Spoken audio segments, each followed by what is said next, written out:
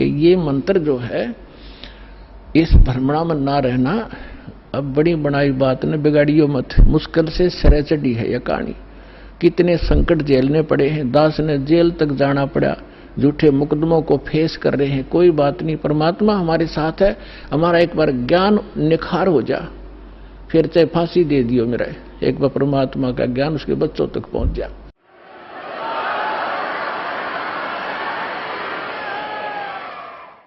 तो पुण्यात्माओं, परमार्थ के लिए संत आते हैं, और जो परमार्थ नहीं कर सकता वो खाक संत है।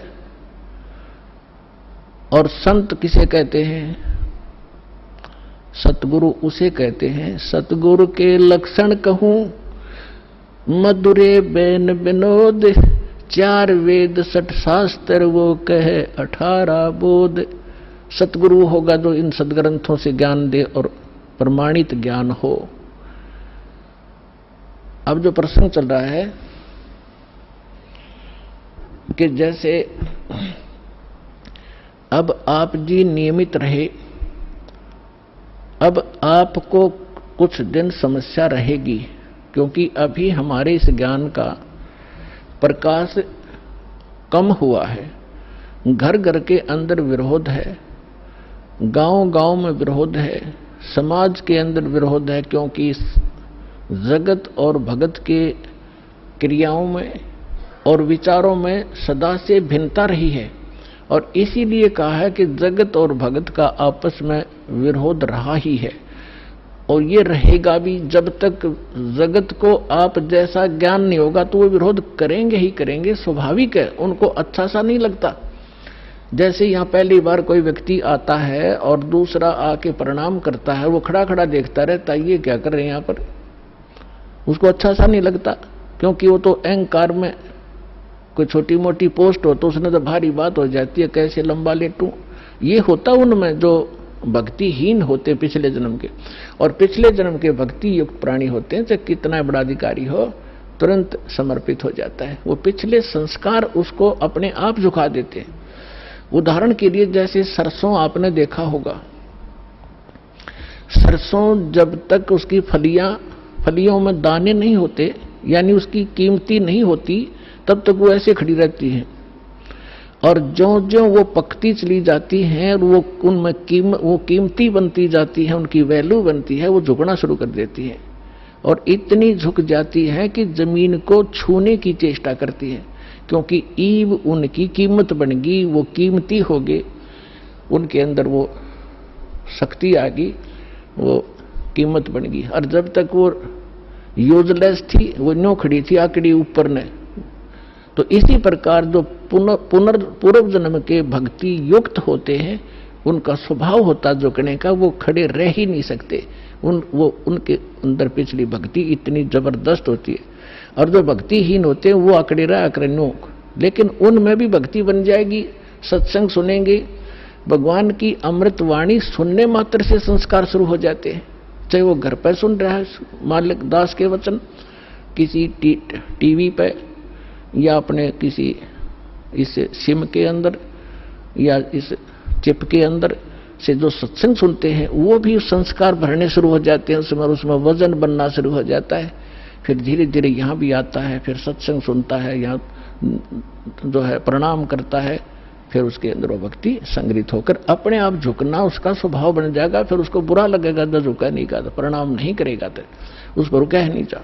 तो जो प्रसंग चल रहा है कि अब ये बिचली पीठी चल रही है, और इसमें क्योंकि सत्संग एक सामूहिक तौर से सब विचार व्यक्त किए जाते हैं, ये एक सामूहिक लेक्चर है जिसमें प्रथम कक्षा के बच्चे भी होते हैं जो पहली बार आए हैं, कुछ ऐसे भी होते हैं जो वैसे ही सत्संग श्रवण करने के लिए भी आए हैं, कुछ ने आज ही उपदेश लिया है, कुछ 2 वर्ष के हो गए, कोई 4 बार आए हैं, कोई पुराने भक्त हैं। तो सभी के अनुकूल इस सत्संग के माध्यम से ही संदेश दिया जाता है, और उनको जिसको जहां कोई त्रुटि होती है, ये वचन वही काम करते हैं। जैसे आपको कोई बीमारी रोग है, इंजेक्शन कुल्ले पर लगाएंगे, वो उसी दर्द पर जाकर काम करेगा जो रोग होगा। इसी प्रकार कोई रोग की टेबलेट है, मुख से खाई जाती है, वो अपने आप वहां काम करेगी जहां वो रोग है। तो इसी प्रकार ये सत्संग सामूहिक तौर से सबके ऊपर बिखेरा जाता है और जिस सत्र का जो भक्त होता है उसको उसी सत्र का ज्ञान उसके लिए अनिवार्य होता है और उसमें उससे फिर वो प्रेरित होता है, फिर संभल जाता है, कोई त्रुटि भी उससे हो जाती है। तो इसलिए इस सामूहिक तौर से सभी फाउल पॉइंट भी बताए जाते हैं कि यहां आप मार खाते रहे हो और ये समस्या आ जाती है। तो दास जो कह रहा था कि अभी आपको कुछ परेशानियां आएंगी और आ भी रही हैं और फिर भी आप संघर्ष कर रहे हो समाज के साथ, क्योंकि आपको ज्ञान सही प्राप्त हो गया और आपको सुख भी मिल रहा है और समाज अभी इस ज्ञान से अपरिचित है। तो अभी कुछ दिन और थोड़ी सी समस्या आपको रहेगी, फिर जब पूरे विश्व में ये ज्ञान फैल जाएगा, सब आपके साथी हो जाएंगे। आप जो भी वचन कहोगे, जैसे हमने रामायण और महाभारत सुनते सुनते कान पक गए, हजारों वर्षों से सब ने सुन ली, सब ने मान ली, सारी सही बिल्कुल राम कृष्ण समर्थ भगवान। अब कोई भी कितना खड़ा होकर कोई कहा करता कृष्ण जी ने न्यू कर दिया, सारे नाड़े लाया करते, हाँ जी बस ये समर्थ शक्ति है, सर्वशक्तिमान है, हाँ जी। अब कहते हैं झूठ को 100 बार सुन ले वह सच लगने लग जाती है, और हमने सुन रखी थी लाखों बार, तो वो एक रस हो गया था, कोई ऑब्जेक्शन नहीं रहा। अब ये सच्चाई भी ऐसे ही दास बार बार रह कर सुनाओगा, तो ये सच्चाई भी आपको एक दिन सबने स्वीकार करनी पड़ेगी और सभी ऐसे ही गर्दन हिलाया करेंगे, बिल्कुल सही, यही है ज्ञान और ज्ञान ही नहीं, और यही कबीर है भगवान और भगवान ही नहीं, इस ज्ञान से ही होगा। तो इस प्रकार अभी आपको प्रॉब्लम रहेगी और संघर्ष करो, ये तो आजादी की सी लड़ाई समझ लेना, लेकिन हमारी लड़ाई हथियारों की नहीं, ज्ञान के शस्त्र से हमने लड़ना है। कबीर साहब का ज्ञान ऐसा है, कहते हैं और ज्ञान सब ज्ञानड़ी, कबीर ज्ञान सो ज्ञान, और जैसे घोड़ा तोब का करता चले मैदान तो कर दिया शंकराचार्य, हमने निमंत्रण उनको दे लिया, कहा जाओ जी चर्चा करो, कुछ हमारी त्रुटि हमें बताओ, आपकी हम बतावांगे, उसको एक समाज को एक दिशा दे दें। लेकिन कुछ भी रहा हो, चाहे वो अपने आप को गण्याडी मान रहे होंगे, अके जावा रामपाल का तो कोई अस्तित्व नहीं है, लेकिन फिर भी गरीब के पास भी आ जाना चाहिए बड़े आदमियों ने, जो आमंत्रित करता है। दूसरी बात यह है कि उनके पास कख नहीं, उनको सारा पता लग चुका है, क्योंकि पुण्यात्माओं आज इतना सेंसिटिव मीडिया है, एक वचन भी दास ने इस पूरे सत्संग में गलत बोल दिया होता, ये बवंडर बना देते। और आज मैं सीधा छाती में मार रहा हूं इनके सच्चाई को, और कोई चसक नहीं रहा, इतना वजन है सच्चाई के अंदर। तो वो यहां नहीं आए, दुर्भाग्य था हमारा, बहुत इंतजार की उनकी, लेकिन परमात्मा ने दया करी, इस साधना चैनल वाले पर न्यारी रजा कर दी दाता ने। इसने अपनी टीम भेज के और सबसे उनके इंटरव्यू ले लिए, खुश होकर दे दिए, धोती सी मन्नत धो दी उनकी, यहां पर दिखा दिया किसे शंकराचार्य है और किसे आचार्य है। तो पुण्यात्माओं, कहने का भाव यह है कि जब तक ये पूरे विश्व में एक रस नहीं होगा तब तक थोड़ा सा विरोध बना रहेगा, और उसमें आपने घना सावधान रहना पड़ेगा कि आपका नाम खंडित ना हो। वैल्यू है, कहते हैं परमात्मा कहते हैं, जैसे माता गर्भ को रखे यतन बनाए और ठेस लगे तो छन हो तेरी, ऐसे भक्ति जाए। अब भक्ति का मिलना यह बड़ी कठिन, और मिलने के बाद फिर वो उसको सुरक्षित रखना, वो एक बहुत बड़ी बात है। जब तक परिपक्व नहीं हुई तो फिर फायदा क्या उसका। तो इतना सावधानी आपने बरतनी पड़ेगी, जैसे कोई माता बच्चे को गर्भ में आते ही वो कितनी सतर्क हो जाती है, खान पीन में संयम बरतती है, पैर ऊंचा नीचा ना टिक जा कि बच्चे का झटका लग जा, रात को करवट ले भी गलती से ले लेती है तो तुरंत सतर्क होती है, और कहीं मेरे बच्चे का दाब ना लगी हो और खराब ना हो जाए मेरा गर्भ, वो कितनी चिंतित रहती है। तो आप जी ने इस भक्ति का जो लाल है, इतनी सावधानी से परिपक्व करना पड़ेगा, तब आपको सफलता होगी। इसमें फाउल पॉइंट है, आन उपासना नहीं करनी, संसारिक व्यवहार के जो भी कार्य हैं जो भक्ति परमात्मा की मर्यादा को भंग करते हैं वो नहीं करने, और फिर आप सफल हो जाओगे। तो अभी थोड़ी सी कठिनाई आपको चल रही है, घर घर में विरोध चल रहा है। पति ने नाम ले लिया, पत्नी नहीं मानती, मैं तो सारी पूजा करूंगी, तो कैसे ऐसा क्या कर रहा है। पत्नी ने ले लिया तो पति दुखी करता है। तो धीरे धीरे ज्ञान से क्या होगा, ये ज्ञान ऐसा है कि आप घर पे चलाओगे और बच्चों पर भी असर करेगा, ना सुनेंगे तो भी कक्ष में सोए हुए व्यक्तियों पर भी ये वाणी असर करेगी, जैसे गारुड़ का मंत्र अचेत हुए उस सर्प के डसे हुए व्यक्ति पर जो सुन भी नहीं रहा, समझ भी नहीं रहा, और उसके ऊपर भी वो मंत्र बोल बोल कर उसके विष को उतार कर सचेत कर देता है। और ये तो परमात्मा की वाणी सब सिद्ध है। ये तो अपने पशु पक्षियों के ऊपर भी ये वाणी जा रही है, उनके भी पाप डाउन हो रहे हैं।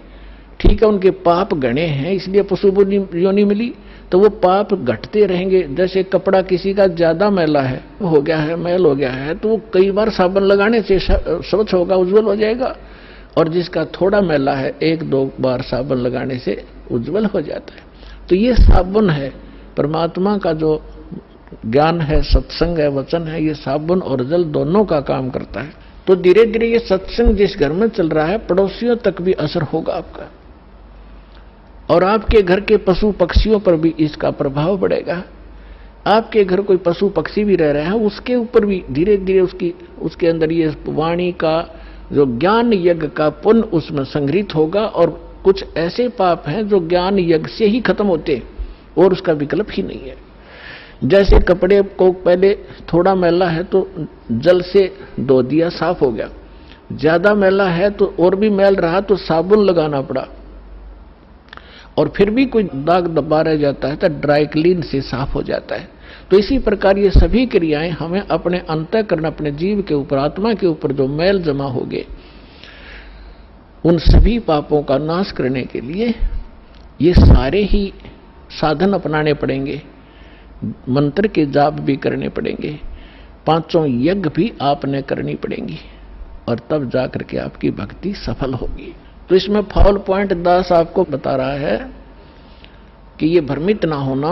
ऐसे कोई व्यक्ति आपके साथ डिस्कस भी करे तो उसको समझाना कि देखो, पहले तो जब हम डॉक्टर के पास जाते हैं तो डॉक्टर की औषधि में हम स्वयं ही विवेचन करते हैं, तो फिर उस डॉक्टर के पास जाने की आवश्यकता ही नहीं कि इसने दवाई ठीक नहीं दी तो कोई और देखो, वहां से लो। तो इसी प्रकार सबसे पहले तो ये देखो, ये ज्ञान आज तक ना किसी ने सुना और ना सुनाया, किसी के पास था ही नहीं।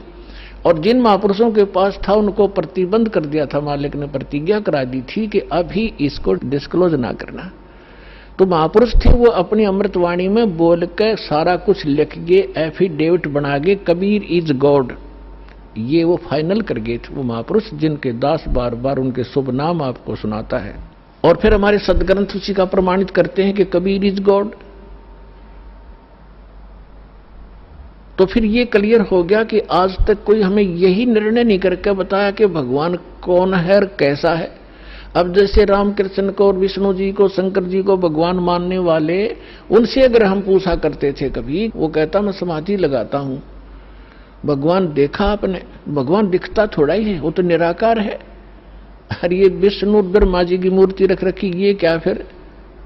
तो हमारा निराधार ज्ञान था, बेसलेस था, हम डामाडोल थे, स्थिर नहीं थे।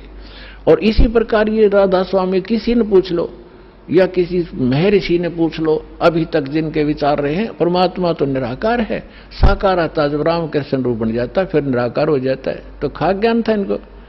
वेद बताते हैं कि वो परमात्मा सशरीर है, मनुष्य दृश्य है, ऊपर सिंहासन पर विराजमान है और उसके सिर पर मुकुट है। ये तो वेद बताते हैं, राजा की तरह बैठा। और यही वो संत बताते हैं जिनको भगवान ने जिन आंखों देखा वहां पर। तो फिर इसमें कोई डाउट नहीं रहा कि हु इज गॉड और कैसा है वो भगवान। तो ये सारे कंसेप्ट क्लियर इस दास न करे, आज तक किसी ने नहीं किए। तो इसी प्रकार इस साधना पर भी विश्वास करना, किसी से डगमग ना होना, क्योंकि काल ने अपने एजेंट छोड़ रखे हैं। वो अपने कर्म बिगाड़े हैं तो वो भी भगवान के बच्चे, पर भ्रमित है, उस काल से प्रेरित है। उनका दुर्भाग्य है कि वो अशुभ काम पर लगे हैं। तो दास की उन सभी संतों से भी प्रार्थना है कि वो भी भगवान के बच्चे हैं, और परमात्मा के बच्चों को मिसगाइड करके वो भगवान के दोषी हो रहे हैं। सबसे बड़ा अपराधी इस पृथ्वी पर यदि कोई प्राणी है जो गलत ज्ञान प्रचार करता है, वो भगवान का सबसे बड़ा अपराधी है। और आज देख लो, आज तक इस दास के अतिरिक्त या पहले महापुरुष रहे, उन्होंने जो ज्ञान दिया वो अपने सत्र का दे ही गए, उन्होंने आगे नहीं ये मंत्र वगैरह डिक्लेयर किए, वो बात अलग है। लेकिन वर्तमान में इस दास के अतिरिक्त सभी मिसगाइड किए बैठे ये संत, मंडलेश्वर, आचार्य और शंकराचार्य। तो ये अपराधी उस परमात्मा के, इनको चाहिए अपना भी कल्याण करावें और सच्चाई से अपने अनुयायियों को भी परिचित होने दें, इनका भी कल्याण हो जाएगा। समय आ गया, ये तो होगा ही होगा।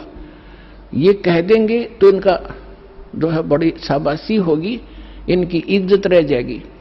और नहीं तो चलिए तो यहाँ आवेंगे, फिर ये अकेले बैठे रहेंगे वहां पर, रोए जाइए अपने कर्माने।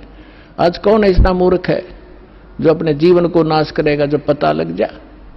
तो फिर दूसरी समस्या ये आती है कि गुरु नहीं बदलना चाहिए।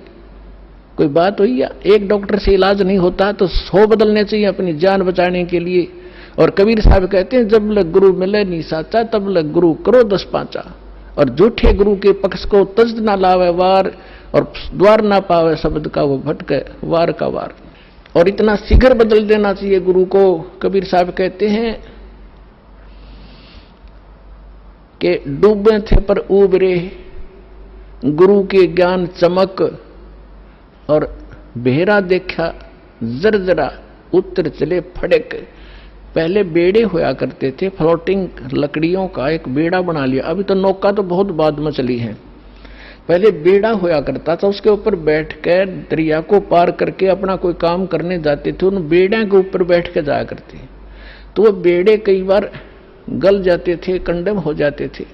तो जब परमात्मा कहते हैं कि जिस साधना को आप कर रहे हो, जो गुरु की, जिस गुरु के जहाज में आप बैठे हो, उसका जब आपको उसके सामने दूसरा जो बिल्कुल ओके बेड़ा आ गया, नौका समझ लो आप, बेड़ा तो नहीं समझ में होगा। अब एक नौका है जिसमें आप बैठे हो, उसके अंदर सुराख हो गया है और जल उसके अंदर घर कर रहा है, अंदर प्रवेश करना शुरू कर दिया है। और उसके बराबर में दूसरा कोई सही ओके नौका रख देता है, साथ में खड़ा कर लेता है, और वो कहता है कि भाई तुम डूबोगे, इसमें आ जाओ। अब जिसने गुट्टी सूटी ला रखी होगी, नशा कर रहा होगा, तो ठीक है मौज हो रही है, वो तो डूबेंगे। और जिनको नशा नहीं है और उनको पता लग गया दोनों का डिफरेंस कि ये जल आ रहा है, तुम डूबोगे इसमें, तो वो जो जिनका नशा नहीं है वो तुरंत 1 सेकंड भी ना लावे, तुरंत कूद जाएंगे उसके अंदर। तो यहां परमात्मा कहते हैं, डूबे थे पर उबरे, गुरु के ज्ञान चमक, और बेड़ा देखा जर्जरा, यानी टूटा फूटा डूबण वाला, उत्तर चले फड़क। फड़क जैसे पशु कई बार आवाज सुनकर हॉर्न की फड़क को भाग जाता, काफी दूर बहुत स्पीड से भागता एकदम। तो कहते हैं ऐसे कूद गए दूसरे में। तो परमात्मा कहते हैं झूठे गुरु के पक्ष को तजत ना लावे वार, 1 सेकंड के अंदर बदल लेना चाहिए। और पुण्यात्माओं, आज इस विश्व में कोई गुरु नहीं है इस दास के अतिरिक्त। सतगुरु की तो बहुत दूर की बातें हैं, वो गुरु भी नहीं है। तो कबीर साहब कहते हैं, गुरुआ गाम बिगाड़े संतो, गुरुआ गाम बिगाड़े, गुरुआ गाम बिगाड़े संतो, गुरुआ गाम बिगाड़े, ऐसे कर्म जीव कहला दिए, ईव जड़े ना धाड़े। है